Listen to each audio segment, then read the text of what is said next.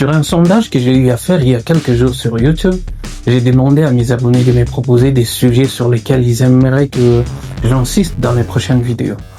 Et vous avez été des dizaines à répondre. Routine pour peau grasse, peau sèche, peau sensible, vergeture, acné. Il y avait tellement de demandes que j'ai décidé de faire une véritable mini-série. Et aujourd'hui, on commence très fort avec la routine de soins complète pour la peau grasse. Et j'ai fait de mon mieux pour que ça puisse être le plus intéressant et facilement compréhensible que possible. Si vous avez l'impression de briller en permanence ou que vos pores sont dilatés, restez bien là, car on va construire ensemble votre routine médicale de A à Z.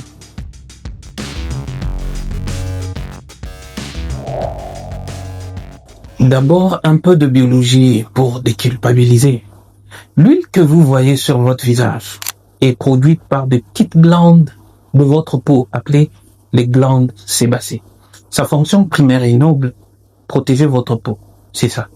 Le problème, c'est quand ces glandes s'emballent et se mettent à produire plus que la normale. Pourquoi? C'est souvent une question de génétique ou de fluctuation hormonale entre les deux. Votre peau ne manque pas d'hygiène, elle produit simplement trop de protection, contrairement à la peau sèche qui n'en produit pas suffisamment. Et si vous n'avez pas encore vu notre vidéo sur les soins de la peau sèche, je vous laisse le lien dans la description. Et pour gérer cette hyperproduction, il ne faut pas décaper, il faut réguler la production. Alors, pour ce faire, nous avons 3 armes pour essayer de résoudre ces problèmes qui sont condensés en 3 mots. Inhiber, éliminer et absorber. Pour dompter une peau grasse, un produit ne doit pas juste laver, il doit remplir l'une de 3 missions cliniques. Premièrement, inhiber la production d'huile. Deuxièmement, éliminer l'huile stagnante. Et troisièmement, absorber cette huile.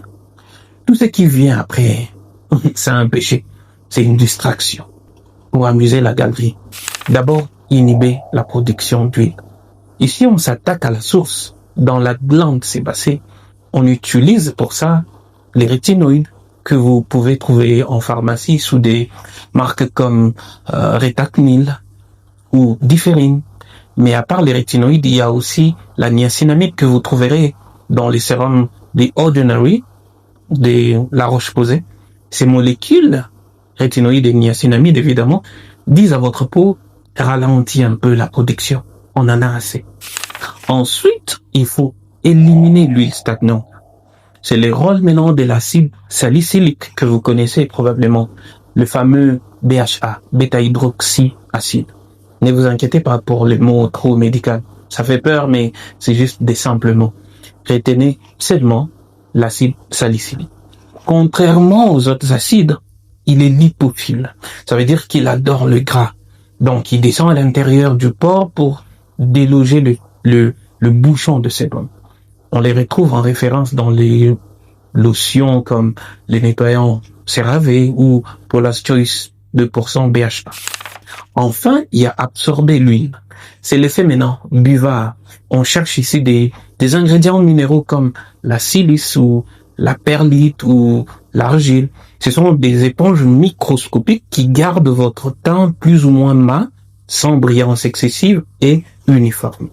On les retrouve dans les masques comme les Faclar masques. Et si cette vidéo obtient 5000 likes, on pourra faire une vidéo sur les meilleurs masques de beauté. Parlons maintenant de soins de beauté de la peau grasse et ses étapes. La première étape, c'est le nettoyage, la fondation. On commence par la base, c'est le nettoyage. Pour une peau grasse, je recommande exclusivement de gel moussant qui respecte le pH de la peau. Il y en a beaucoup sur le marché, mais mes références restent le gel moussant CeraVe ou le Sébium gel moussant de Bioderma. En fait, ces produits utilisent des tensions actifs pour décrocher les sébums oxydés et les impuretés sans briser votre barrière cutanée. Et pour ceux qui aimeraient s'en procurer, je vous laisse le lien dans la description. Alors, écoutez-moi bien. Si votre peau crisse après le lavage, c'est que vous avez détruit votre film hydrolipidique. Quand je parle d'ailleurs de film, c'est cette pellicule fine de graisse qui garde votre peau souple et qui vous protège.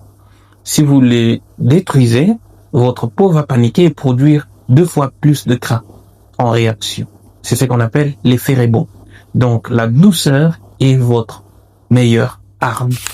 La deuxième étape, c'est le traitement, la régulation.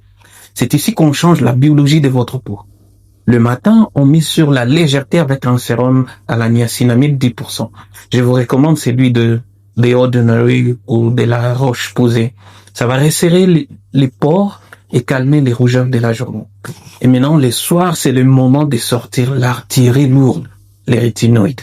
Que ce soit du rétinol B3, de la Roche, en vente libre ou sur ordonnance, ça marche incroyablement bien.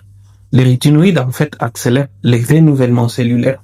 Il empêche les cellules mortes de s'accumuler et de boucher les pores. En fait, c'est l'actif roi pour transformer un grain de peau granuleuse en une peau lisse et saine. Et la troisième étape maintenant, c'est hydrater et protéger. C'est ça, le bouclier. Ici, on arrive à l'étape que beaucoup négligent, l'hydratation. Une peau grasse peut être assoiffée aussi. Utilisez des textures gel crème comme l'Hydro Boost de Neutrogena ou le soin matifiant Effaclar Mat. Ils contiennent de la silice pour absorber le gras tout en apportant de l'eau nécessaire. La protection solaire, j'insiste encore, c'est l'étape la plus cruciale ici. Le soleil est un faux ami. Il assèche vos boutons sur le moment, mais il épaissit votre peau. Résultat, une explosion d'acné 2 semaines après. Mes références absolues pour ne pas briller, la crème solaire Eucerin, SPF 50 ou Antalios.